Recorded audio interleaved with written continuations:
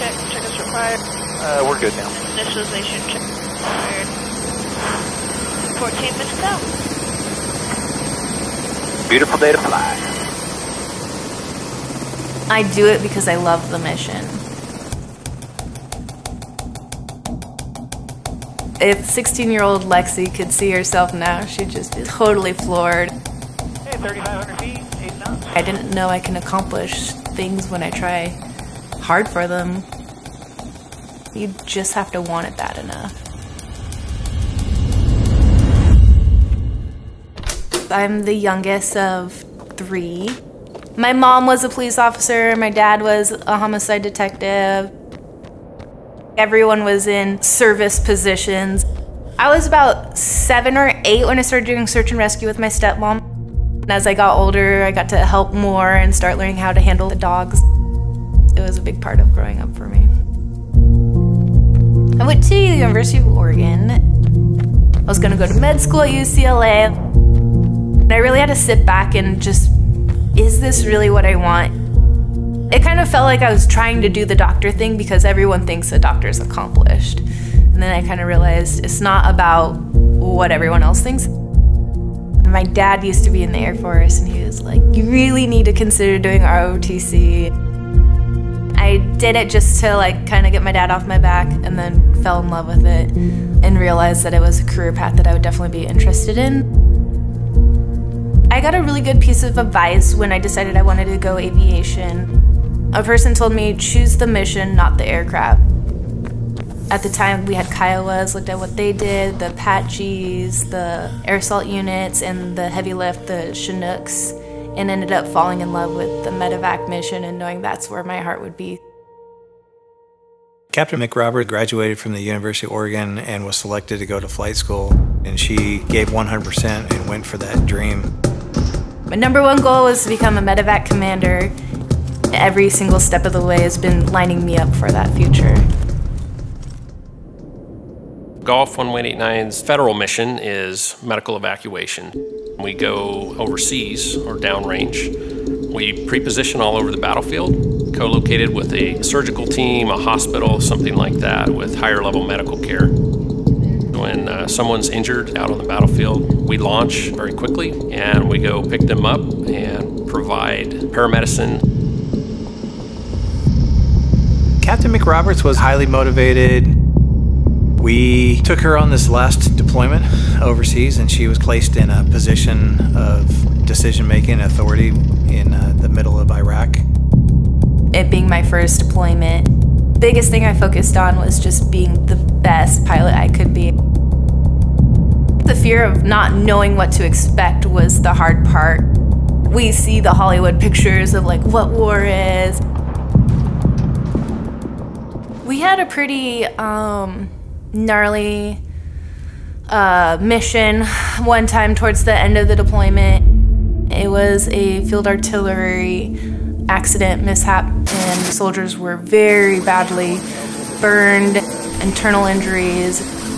By the time we got there, the soldier we were picking up had already crashed twice. They had to crack his chest and bring him back to life. That's the worst day of somebody's life.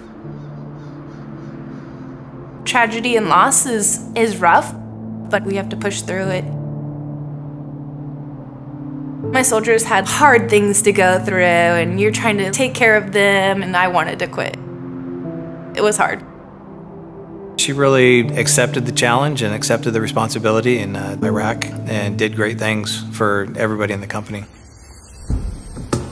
Being a leader means it doesn't matter how fun it is, you do it because it's the right thing and you're taking care of your people.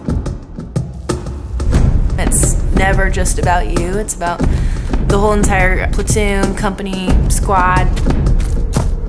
The most successful Army aviators that I've worked with have really good decision-making process. They have sound judgment.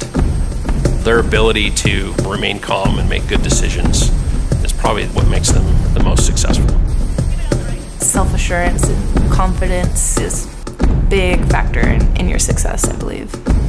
If you're second-guessing your decisions, why would anyone follow that? She's always wanted to strive for higher things and to bring all of us with her. Honestly, she has wanted to help people get promoted, get through the training programs. She wants to be a mentor. It's a male-dominated profession altogether to be in the military, and then it becomes even a smaller world when you go aviation. Our unit doesn't promote a culture where it's based off gender, it's based off of like the work you put in. I look at qualification. She does great things, she works hard, isn't afraid to mix it up. She's a very professional service member that a lot of people are looking up to her. I think that's going to be a huge legacy for her. I hope that females who follow in my footsteps just remember to put 100% of themselves into things.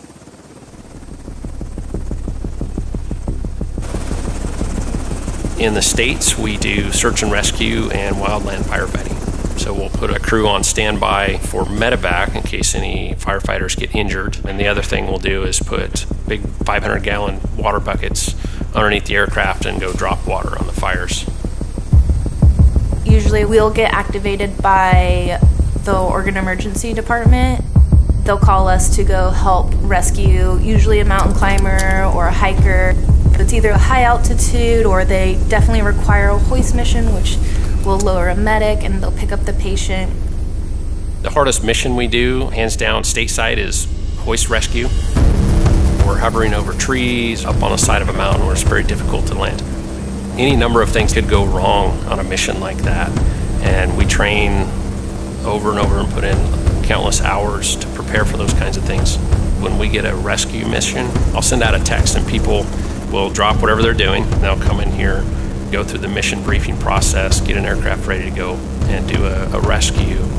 And they do that voluntarily because they love being able to serve. When we're out there flying around doing hoist work, it's taking all four of us to communicate as a cohesive team. I have visual on patient. We picked up a couple hikers this summer who had gotten stuck in a pretty little precarious spot on the mountain. They had a pretty rough night. When you can see them go from the fear of being stranded and getting in that helicopter, and when it hits them like we're going home, your heart feels full, like you're like, yes, we got you. It's like a warm, full feeling. Hospital. We'll be taken up to Legacy. A lot of people are like, you're a weekend warrior. It's definitely more than that.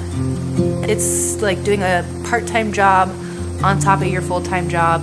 And for some people, it's even doing 2 full-time jobs. And then you have your family and friend life that you balance with that as well. We have to do the same amount of flight hours as active duty.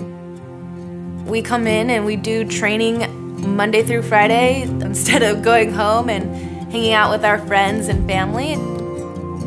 Soldiers sacrifice a lot when they leave their families. You have husbands and wives and children that spend a lot of time without their spouse or significant other. Employers as well. There's a lot of good relationships that really makes it all possible. It's really not a sacrifice though, because as a soldier, you want to do it.